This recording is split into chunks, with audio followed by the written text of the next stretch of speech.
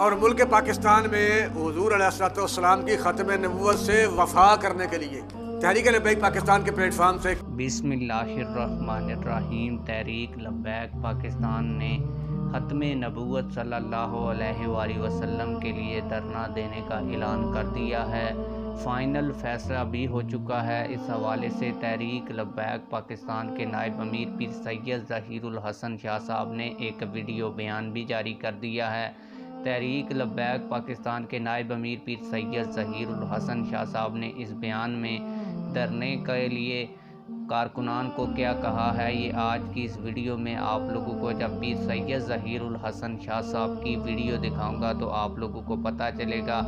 लेकिन वीडियो दिखाने से पहले आप लोगों से यही गुजारिश है कि वीडियो को यहीं पर लाइक कर दें और चैनल को सब्सक्राइब कर लें ताकि हमारी हर नई आने वाली वीडियो आप लोगों को बर वक्त मिलती रहे।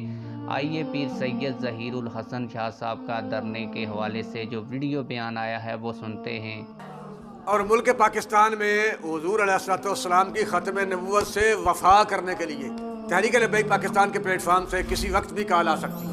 और मुल्क पाकिस्तान जिसमें अभी कुछ अर्सा पहले से सुप्रीम कोर्ट का मसला चल रहा है, जिसके अभी अगली तारीख का ऐलान नहीं हुआ, अनाउंसमेंट नहीं हुई, कोर्ट ने अगली तारीख अनाउंस नहीं की।